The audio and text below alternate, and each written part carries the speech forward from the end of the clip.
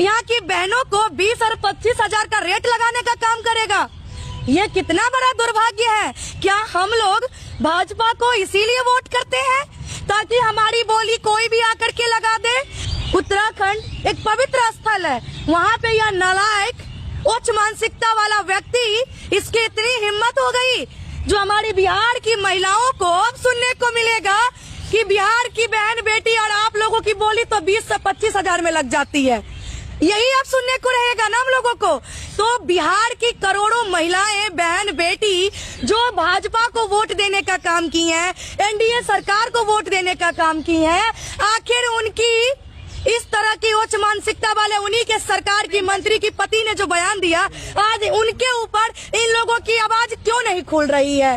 किस बात के लिए चुप्पी साधे हुए हैं? अभी हम पटना सचिवालय थाना आए हुए हैं, प्राथमिकी दर्ज करने के लिए आए हुए हैं। देख लीजिए, प्राथमिकी दर्ज करने मैं आपको बता दूं कि मैं प्राथमिकी दर्ज करने अपने सम्मान एवं बिहार की समस्त महिलाओं की गरिमा की रक्षा हेतु आज सचिवालय थाना में हम लोग साथ में आकर के प्राथमिकी दर्ज करवाने के लिए आए हुए हैं। आप देखे ही होंगे कि सोशल मीडिया या समाचार चैनल के माध्यम से एक वीडियो जो काफी तेजी से वायरल हो रही है, जिसमें आपको मैं बता दूं कि उत्तराखंड के भाजपा महिला मंत्री के नालायक उच्च मानसिकता को दर्शाते हुए वाला जो पति जी हैं, उन्होंने हमारी बिहार की तमाम महिलाओं के ऊपर आपत्तिजनक बयान जो दिए हैं, इससे कहीं न कहीं हमारी बिहार की महिलाओं को वस्तुओं के रूप में, सौदा के रूप में शब्दों का इस्तेमाल किए हैं।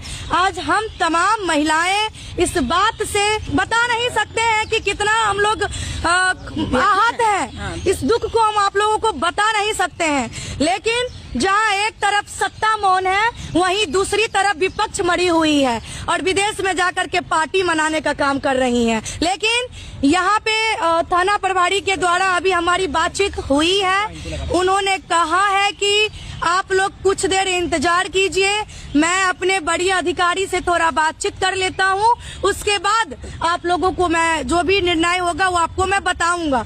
लेकिन एक सवाल है हमारा कि उत्तराखंड एक पवित्र स्थल है, वहाँ पे यह नालायक उच्च मानसिकता वाला व्यक्ति, इसकी इतनी हिम्मत हो गई जो हमारी बिहार की महिलाओं को, यहाँ की बहनों को 20 और 25 हजार का रेट लगाने का काम करेगा। ये कितना बड़ा दुर्भाग्य है। क्या हम लोग भाजपा को इसीलिए वोट करते हैं ताकि हमारी बोली कोई भी आकर के लगा दे? हम अपने बिहार से बाहर जाते हैं तो अभी सुनने को मिलता है कि आप लोग तो 10 हजार में वोट बेच लेती हैं। अब सुनने को मिलेगा कि बिहार की बहन बेटी और आप लोगों की बोली तो 20 से 25 हजार में लग जाती है। यही अब सुनने को रहेगा ना हम लोगों को। तो बिहार की करोड़ों महिलाएं बहन बेटी जो भाजपा को वोट देने का काम की हैं, एनडीए सरकार को वोट देने का काम की हैं, आखिर उनकी इस तरह की उच्च मानसिकता वाले उन्हीं के सरकार की मंत्री की पति ने जो बयान दिया, आज उनके ऊपर इन लोगों की आवाज क्यों नहीं खुल रही है? किस बात के लिए चुप्पी साधे हुए हैं? उद्योग मंत्री दिलीप जायसवाल ने कुछ दिन पहले एक बयान दिया था, कहा था कि सुबह का बोला हुआ बयान या बोली हुई बात शाम तक भूल जानी चाहिए। तो क्या अब मैं उद्योग मंत्री, बिहार के उद्योग मंत्री डॉक्टर दिलीप जायसवाल से मैं सवाल कर रही हूँ कि आप कह रहे हैं कि वो निहायत बदतमीज उच्च मानसिकता वाले व्यक्ति को माफ कर दें जिन्होंने हमारे तमाम बहनों के ऊपर बोली लगाने का काम किया है। तो आपसे सवाल पूछ रही हूँ कि जिस वक्त प्रधानमंत्री जी के मां, मरी हुई मां को इसी बिहार में गाली दिया गया, गाली नहीं, एक आम पब्लिक से बीच से आया हुआ पागल व्यक्ति मंच पे चढ़ करके कोई अभद्र भाषा का इस्तेमाल किया, तो पूरी पलटन भाजपा की बिहार की सड़कों पे उतर गए, पूरे बिहार को जाम करने का काम किया। और यही उद्योग मंत्री डॉक्टर दिलीप जायसवाल जी घड़ियालू आंसू बहा रहे थे। वाह, कितनी तकलीफ थी उनके मन में प्रधानमंत्री जी की मरी हुई मां को लेकर के। लेकिन हमारी बिहार की बहनें बेटी तो जिंदा है, उनकी माँ तो वो बयान सुनने के लिए नहीं थी ना। लेकिन ये उच्च मानसिकता वाली, गिरी हुई मानसिकता वाली जो बयान हमारी बहनें के ऊपर दिया गया है वो तो हम लोग सुने हैं ना, उसके लिए इनकी आवाज कब खुलेगी? एक्चुअली बात ये है कि भाजपा एक वॉशिंग मशीन वाली पार्टी है, इनमें सिर्फ और सिर्फ सफाई होती है और कुछ नहीं होती है।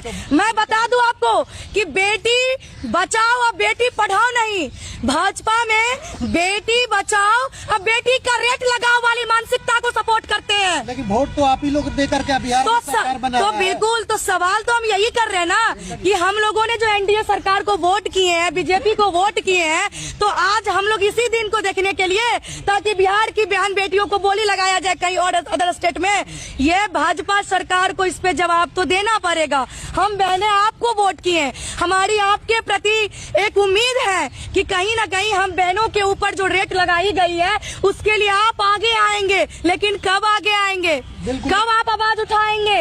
इसीलिए हम प्राथमिकी दर्ज करवाने पटना सचिवालय थाना पहुंचे हैं। नहीं हुआ सचिवालय आप थाना क्या में करेंगे? अगर आपकी एफआईआर दर्ज नहीं करा ली जाती है तो फिर आप क्या करेंगे आगे? हम लोग कानून का सहारा लेंगे, हम लोग बड़े पदाधिकारी से मिलने का काम करेंगे, मेल के माध्यम से भेजेंगे, पोस्ट ऑफिस के माध्यम से भेजेंगे, लेकिन हम उत्तराखंड के मंत्री जो भाजपा के मंत्री के पति जी हैं, नालायक पति, उसके ऊपर तो त्वरित कार्रवाई करवा के रहेंगे, क्योंकि यह बिहार की महिलाओं की, करोड़ों महिलाओं की आत्मसम्मान की बात है। अब जो सवाल मशीन है और दूसरी तरफ कह रही है कि कार्रवाई होगा भी, तो क्या लग रहा है कि भाजपा एनडीए का सरकार बिहार में भी है और केंद्र में भी भाजपा है, तो कार्रवाई होगा?